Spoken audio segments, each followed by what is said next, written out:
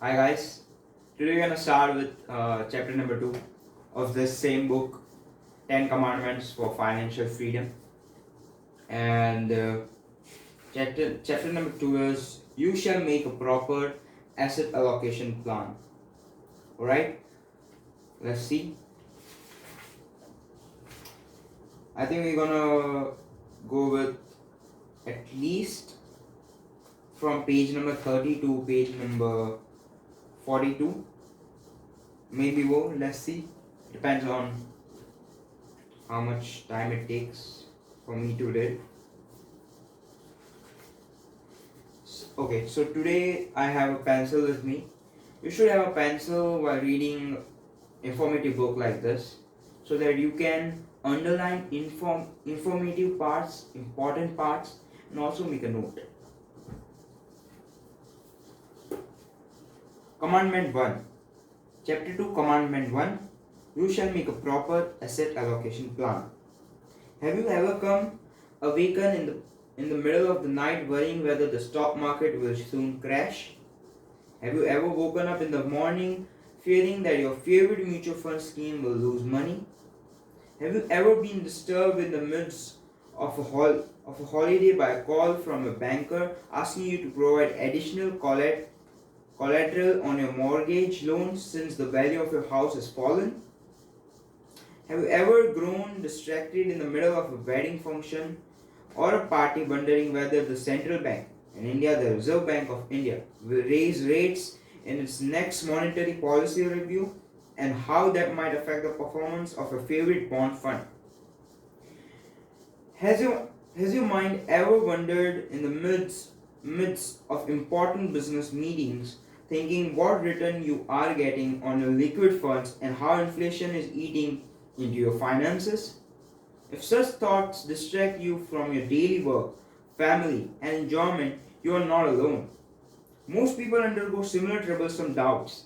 The good news is that you need not worry about such matters from now on because the solution is very straightforward and simple. The solution lies simply in following a correct asset allocation plan. Importance of asset allocation.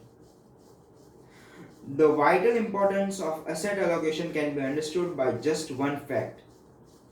Ibbotson and Kaplan's research has revealed that 90% of the variability on an investment portfolio's return is due to asset allocation. This means that only 10% of the variability in portfolio performance is due to individual holding, while 90% of it is determined by how the funds have been allocated to different types of assets. Thus, too, only 10% of the return variability is determined by factors such as market, timing, and actual stock picking. In other words, asset allocation is 9 times more important than market timing or individual stock selection. This goes to show the overwhelming importance of asset allocation. However, most investors spend more than 90% of their resources, whether it be time, money, etc., in market timing and stock selection, while less than 10% of time and efforts are spent on asset allocation, which are actually determines 90% of the income variability. I stress this point to derive home the simple reason why a majority of investors derive sub-optional returns most of the time. Take charge of what is in your control. Now let me examine the same idea from a different perspective. As an investor, what exactly is in your control? First, let us deal with market timing or the so-called top-down approach. Are you sure that you will be able to perfectly or even reasonably time the market on a consistent basis? Can you say with reasonable conviction that you will be able to buy at market's bottom or close to the bottom and sell at market's top or close to the top? No. The truth is that it's simply not possible to time the market on a consistent basis. Now let us tackle the second question of stock selection or the so-called bottom-up approach. Many research analysts and fund managers take pride in claiming that they have superior knowledge in understanding individual businesses and thus have an edge over the common investor in stock selection. The legendary former fund manager of Fidelity, Peter Lynch, has shown beyond doubt in his book One Up on Wall Street that is a common investor is in fact in a much better position than the typical fund manager in spotting successful investment opportunities by just keeping his or her eyes and ears open to what is going on around.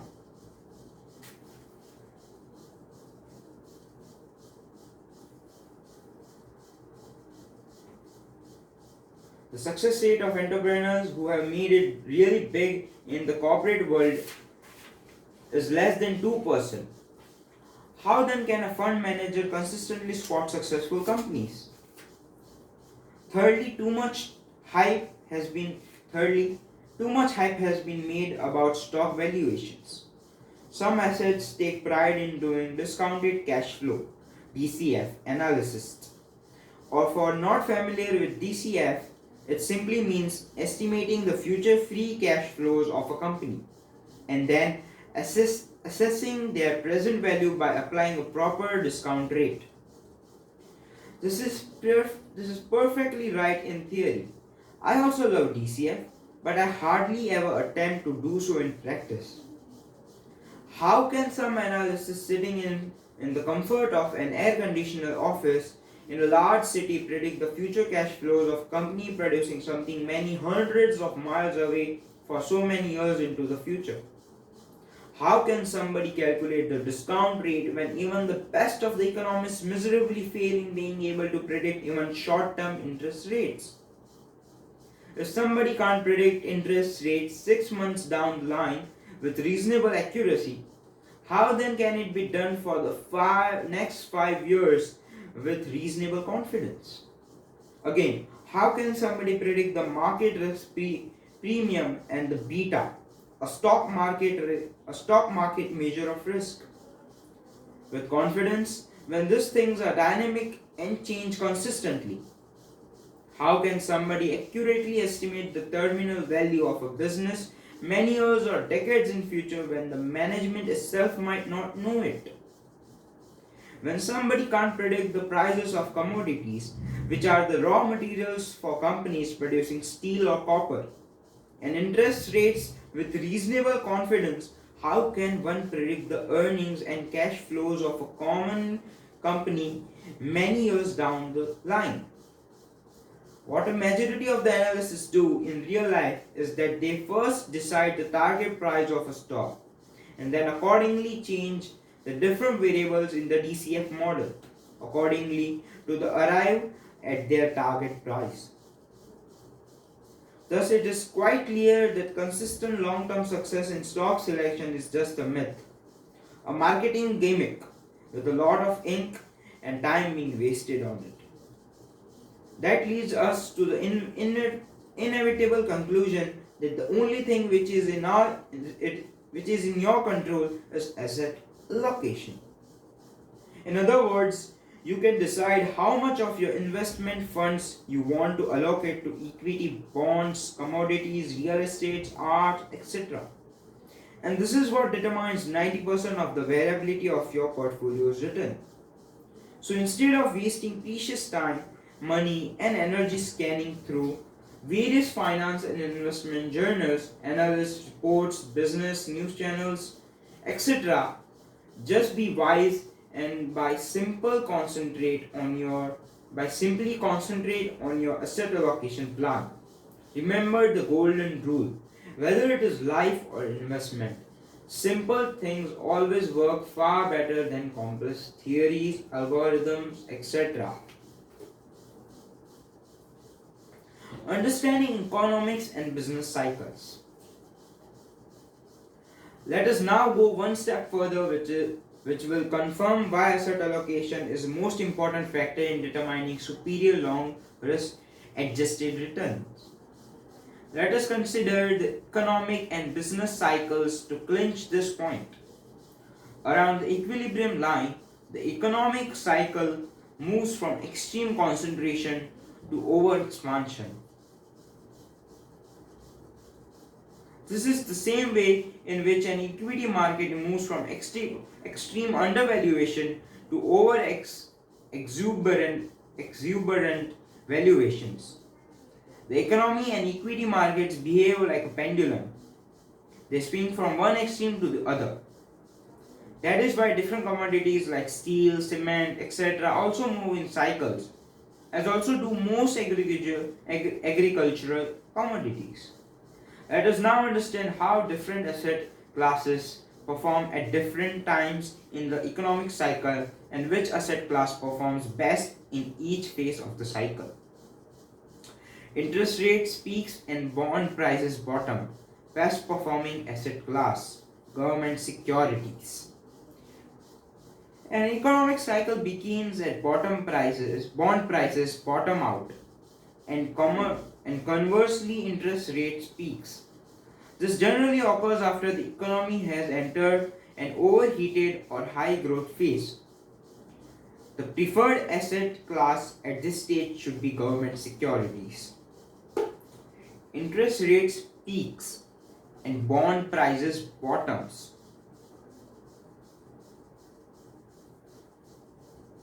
An economic cycle begins as bond prices bottom out and conversely interest rates peaks.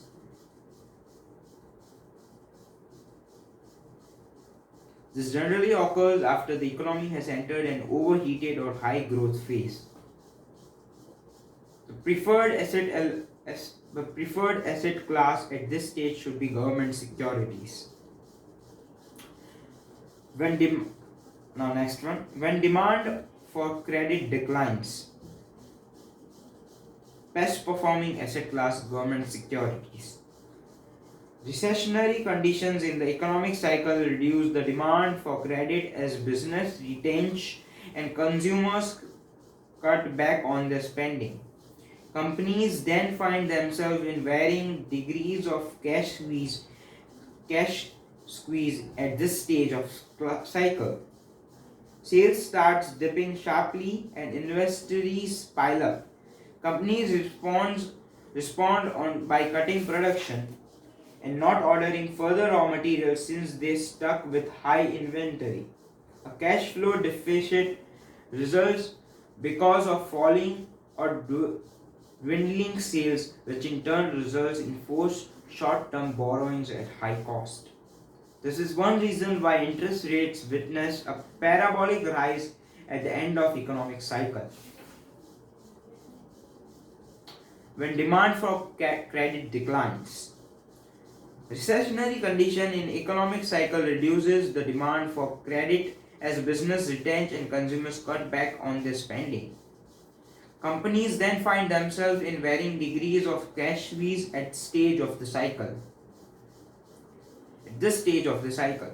Sales starts dipping sharply and inventories pile up. Companies respond by cutting production and not ordering further raw materials since they stuck with high inventory. A cash flow deficit results because of falling or dwindling sales, which in turn results in forced short-term borrowings at high cost. This is one reason why interest rates witness a parabolic rise at the end of the economic cycle. Now, another one. Central bank comes into action. Best performing asset class, government securities and corporate bonds. Central bank comes into action. The central bank then increases money supply, cuts interest rates and frames new and easier rules for borrowing and lending. This results in short-term interest rates at the shorter end and a steeper yield curve. This results in lower short-term interest rates at the shorter end and a steeper yield curve. A yield curve is a pictorial depiction of the term structure of interest via a chart plotting the interest rate for each time period. A yield curve is a pictorial depiction of the term structure of interest rates, okay, via chart plotting the interest rates for each time period. If the market feels that inflation will soon return, then the yield curve will remain steep and investors will forego higher but risky long-term yields in favor of lower but safer short-term yields.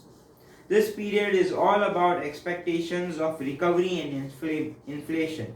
The spread, that is difference in yield between equivalent risk-free government securities and other bonds, is generally high at such time.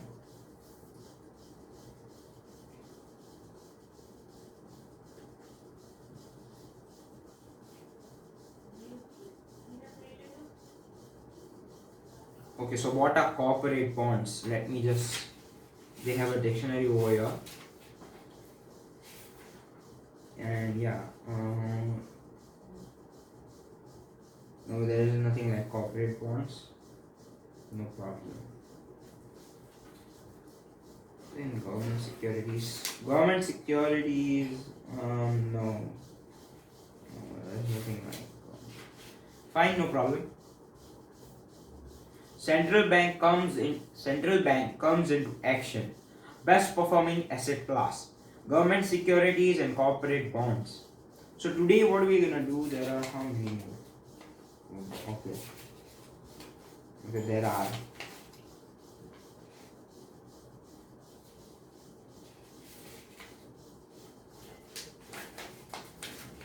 So what am I gonna do? I am not going to read each and every, because that will be hard for me to understand today itself. Okay. And about 42, right? No, that would be also really bad. So what am I gonna do is I'm gonna read 1, 2, 3. I've already read 3. Sorry, I already read 3 of the understanding economic and business cycles. So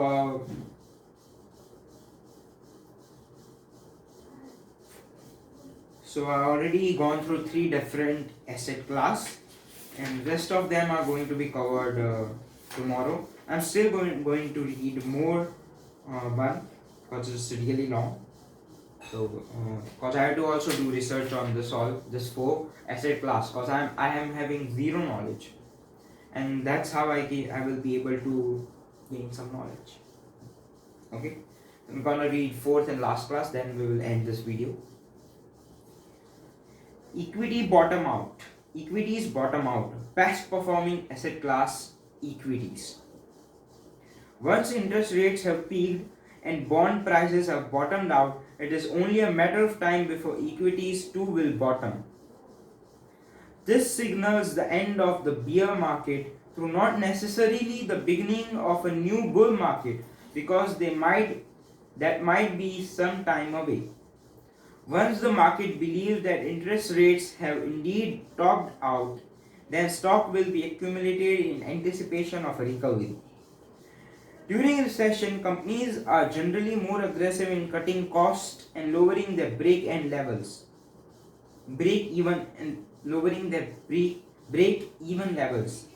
Therefore, the recovery in equities is much quicker. An initial rally from lows might be very explosive. One clue as to whether the initial recovery rally will be above or below average might be time lag between the low in bond yields and the recovery in stocks. Generally speaking, the longer the lag, the greater is the implied severity and duration of the recession. For example, in 1877, the lag in the US was 4 years, and it was followed by doubling of stock prices. In 1920 and 1982, the bottom in bonds and stocks were separated by 1 year, and both the periods were associated with longer than average bull markets in equities. The 1920 period was followed by the roaring 20s. which led to the Great Depression in 1929, while the 1982 bull market lasted almost 18 years till the year 2000. The year 1981 marked the end of the 50-year-long primary bear market in US bonds, during which period long-term US Treasury yields has moved from 2.03% in April 1946 to 15.10% in October 1981. One thing we have to remember is that the spread between government's security and the corporate bond have to narrow. That is, the borrowing cost for business have to come down in order to put down the roots of a new bull market in equities. Just a reduction in the yields of government securities by itself is not enough, although that is the starting point. So we have gone through 4 asset classes, and which are government securities when interest rate peaks and bond prices bottom. Again, government securities when demand or for credit declines. Then comes government securities and corporate bonds when central bank comes into action. And last one was equities when equities bottom out. These are the 4 and chapter 2. Tomorrow we're gonna continue with another 4 or 5, maybe 6 asset classes, and we'll try to complete this chapter. For today, this was it. Thank you guys. Alright. Bye bye. Take care.